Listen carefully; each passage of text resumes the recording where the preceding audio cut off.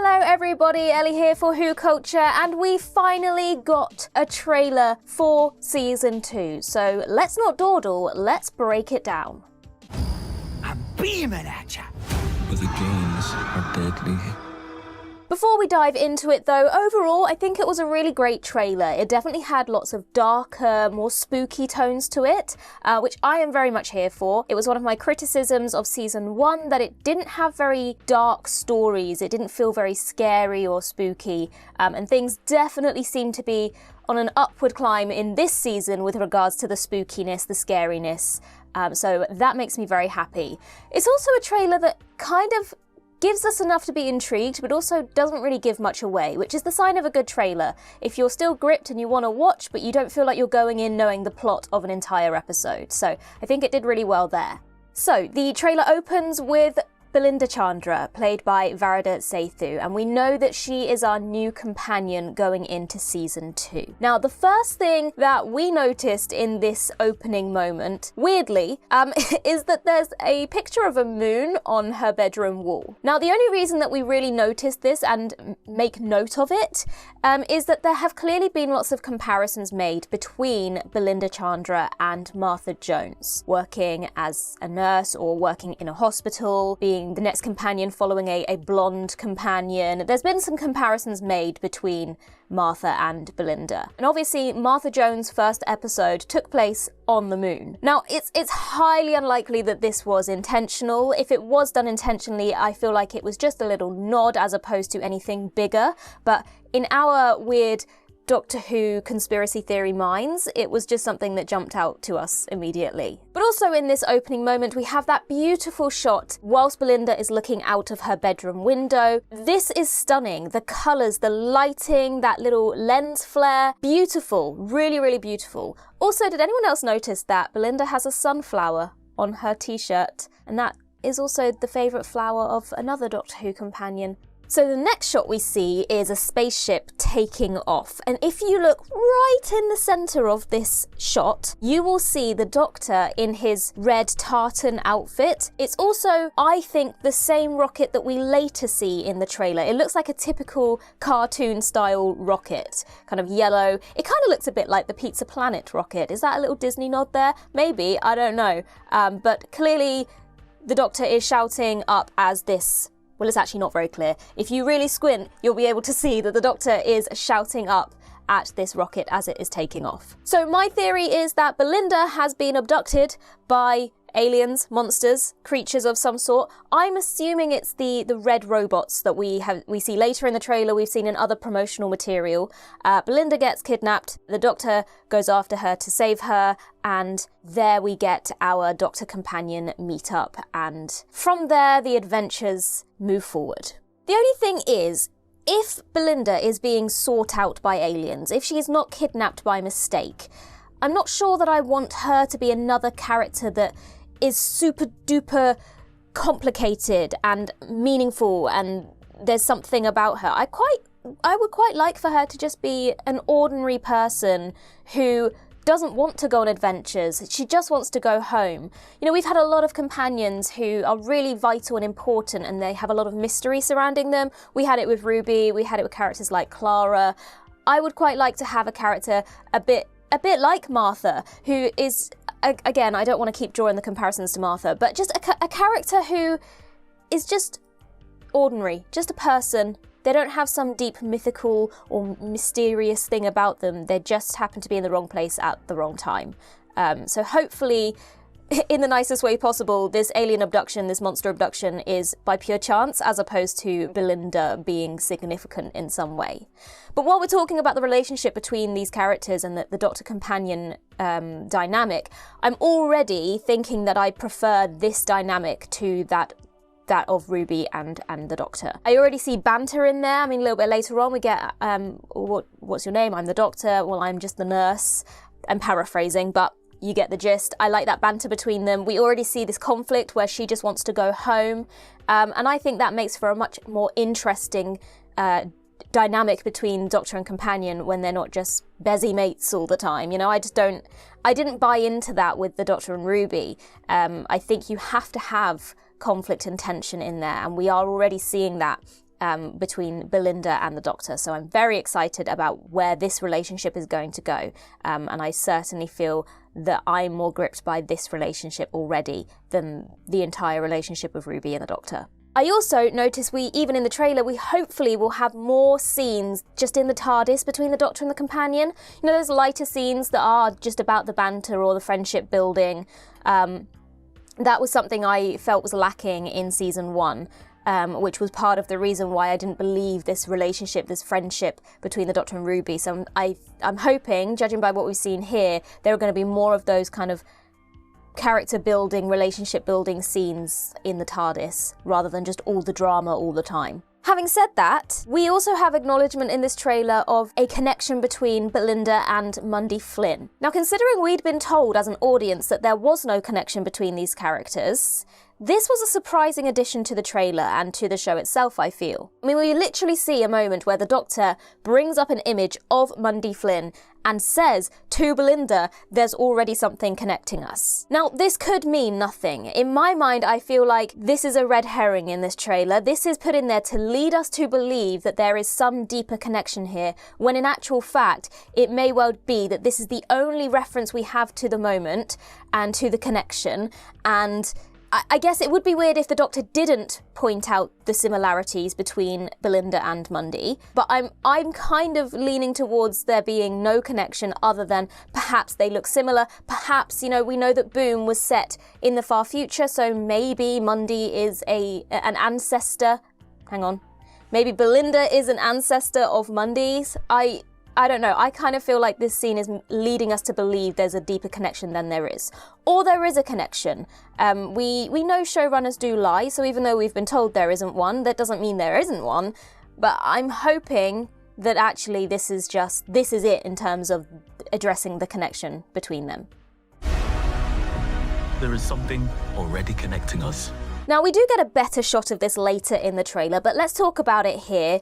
Let's talk about the giant robot spider that we see in this trailer. It's so dark and weird and kind of cool. Again, the darker tones of this series, judging by this trailer, I'm definitely on board with. I don't think Doctor Who should shy away from being scary and twisted, and this is certainly all those things. So some of the colours and the beads and the wraps on the leg of the spider would suggest that there's perhaps African influence. We do know that Inua Ellams, who was born in Nigeria, is doing an episode this year, so I wouldn't be surprised if this was his episode. And there is actually a spider god in African mythology called Anansi. I think that's how you pronounce it. If I said it wrong, please do correct me, because I don't want to be getting it wrong, but I believe it's Anansi. And this god is associated with stories and knowledge and trickery, and we know that gods are playing a vital role in the world of Doctor Who at the moment. So if this is the case,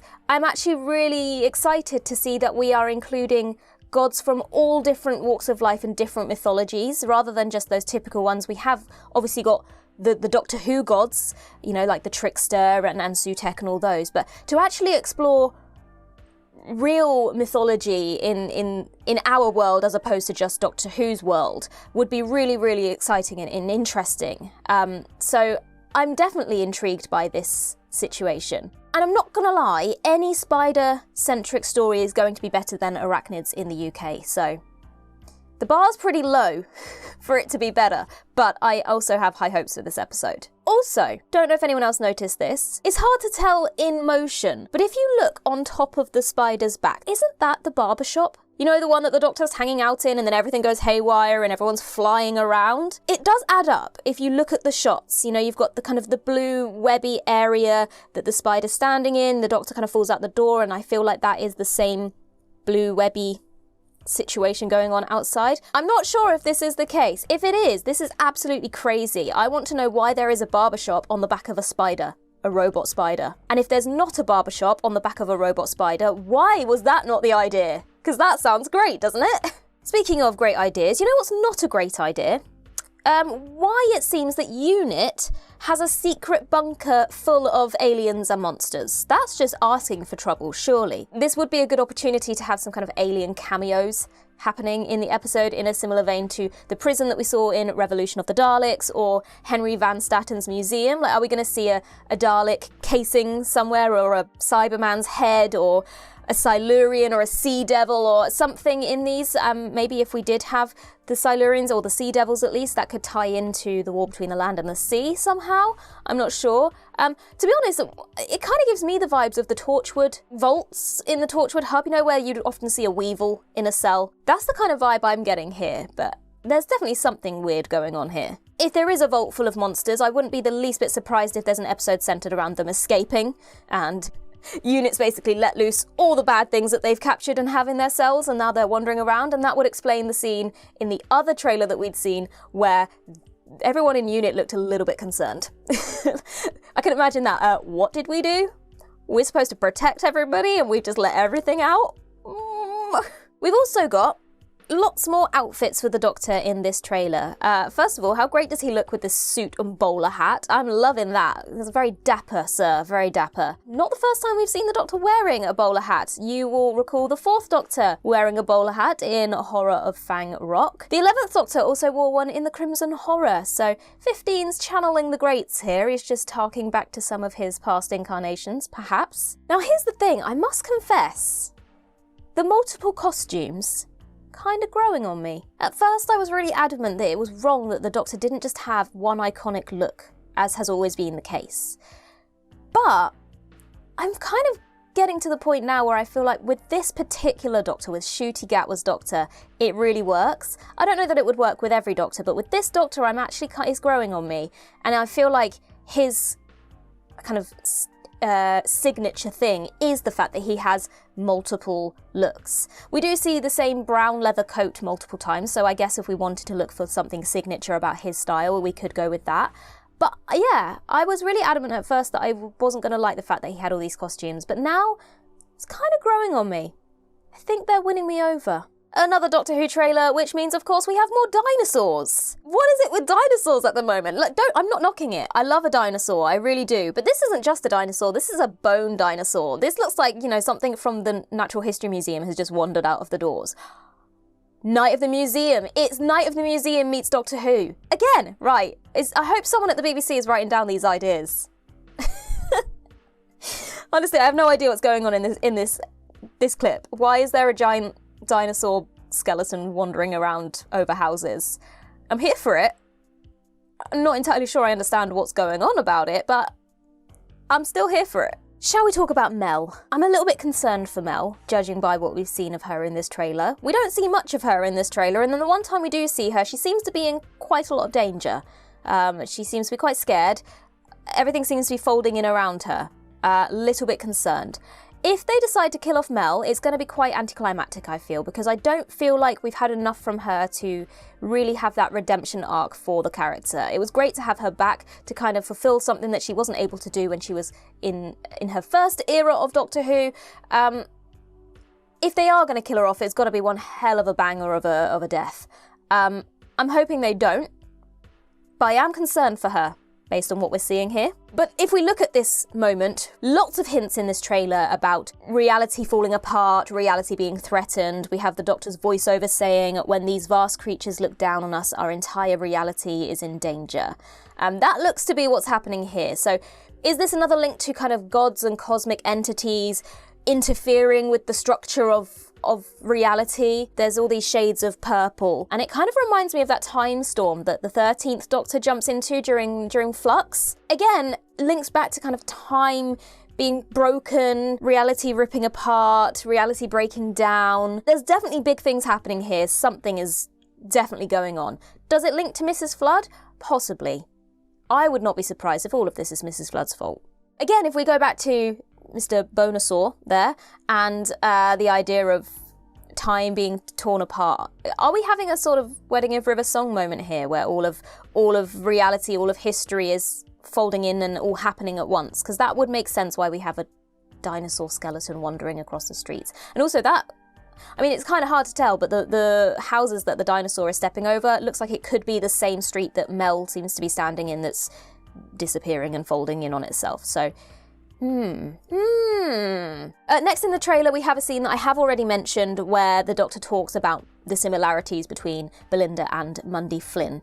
But I do think it's funny that in this moment is when the Doctor says boom, because obviously that's the title of the episode that Mundy was in. Like, this was clearly done on purpose. Surely that was done on purpose. We love a good pun. This was certainly a well-placed pun. We have another outfit for the Doctor here. This time he's got a lovely bow tie on. Bow ties are cool. Loving the 50s costumes for both Belinda and the Doctor. I'm very excited for this 50s set episode. And in this little scene here, we have Belinda calling the Doctor Scooby-Doo. And he says, no, I'm actually Velma. Again, paraphrasing. But just in case anyone's not aware of Scooby-Doo and the characters of Scooby-Doo, Velma is the brainy one, she's the smart character, so for the Doctor to say, actually, no, I'm the smart one, is very on brand. I'm not the bumbling, talking dog that just eats and runs away when a monster faces me. I'm the smart one who comes up with the solution and saves the day. So I thought that was quite funny. The Doctor's like, hang on a minute, I'm the brains here. Next, we have the Interstellar Song Contest, episode 6 of season 2, which will air on Saturday the 17th of May, which is the same day that the real Eurovision final will be broadcast. Synergy, people. I love that they've done this. Clever thinking, smart thinking, people. Getting kind of vibes of maybe the Quidditch World Cup in this shot, or the Galactic Senate Chamber from Star Wars. That was more where my mind went when I saw this like giant arena in this trailer.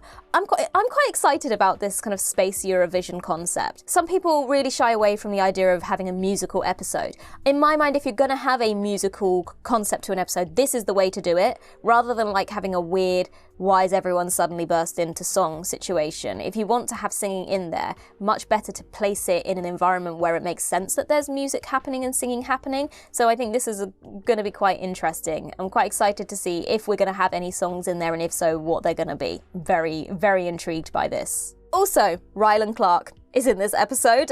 He is the host of the Interstellar Song Contest. So for those of you who might not know who Rylan is, he's a big reality star TV personality here in the UK. He rose to fame when he was a contestant on The X Factor back in 2012, but since then he's hosted and presented so many TV shows here in the UK. So very popular for the UK audience. So that's kind of good for Doctor Who in terms of bringing in perhaps Rylan fans to watch the series, to watch the show, or at least to watch that episode.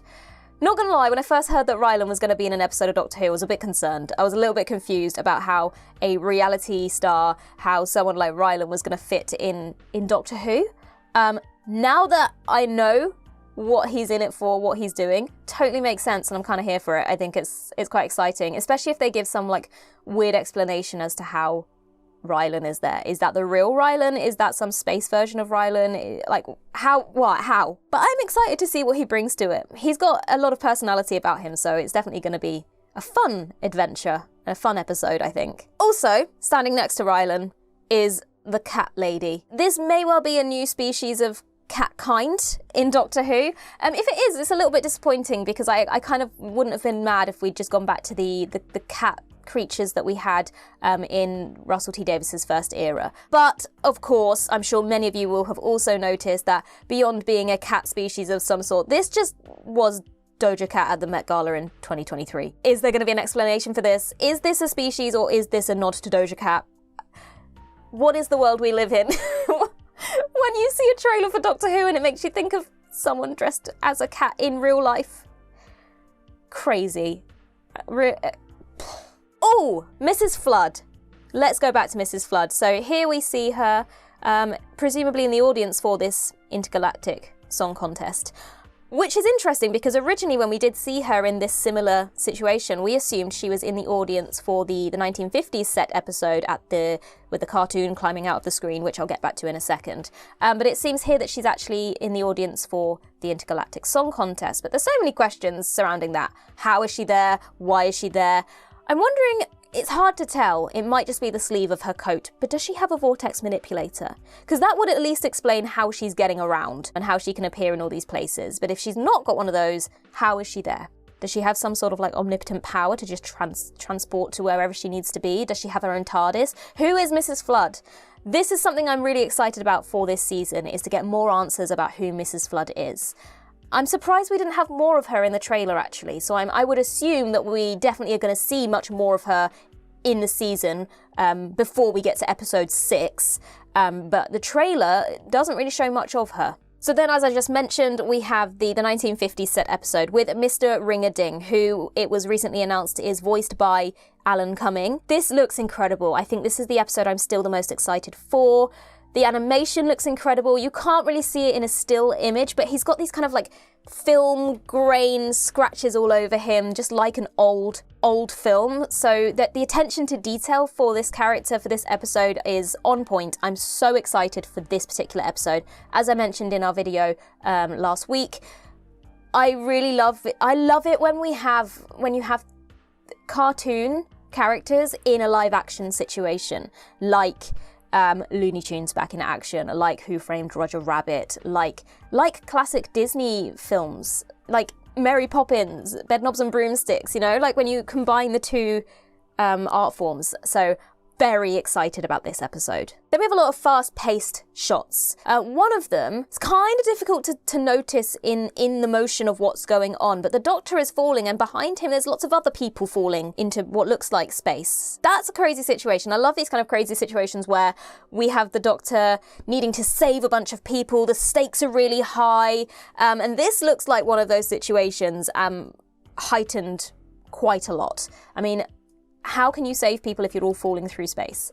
What are you going to do now, Doctor? Overall, I think it was a really good trailer. As I said at the beginning, doesn't give too much away, but certainly stuff in there that's intriguing and gripping. I really, really love the overall shift in tone that we seem to be seeing here. Again, I did mention that at the beginning, but there's definitely some moments here that have gripped me, that seem spooky. I'm really hopeful for this darker, spookier tone moving into season 2. I still think, even after this trailer, the episode with Mr. Ring-a-Ding is the one that I'm most excited for. There's something about him, I don't know what it is, that one really has me hooked. And I really have high hopes for this new Doctor-companion relationship and the dynamic between these two characters. It kind of gives me Donna in The Runaway Bride vibes, where we don't have someone that's instantly gripped by the adventure of what's going on with the Doctor. It's someone who's like, what is going on? Why am I here? I don't want to be here. Take me back now. And it takes a little while before they start to kind of think, well, maybe I'm enjoying myself a little bit. I really think it's not a new thing for the show, but I think it will be refreshing to have that kind of tension between the characters. And I'm really, judging by what we've seen in the trailer so far, I really think I'm going to enjoy the dynamic between these two. So high hopes. Let me know your thoughts in the comments down below on what you've seen in the trailer. Add to my theories. Give me your own theories. I'm intrigued. What do you think's going on? Especially with the dinosaur and the spider, and just there's a lot going on here. I'm sure I'll have more to talk to you about very, very soon, but in the meantime, I've been Ellie for WhoCulture, and in the words of Riversong herself, goodbye, sweeties.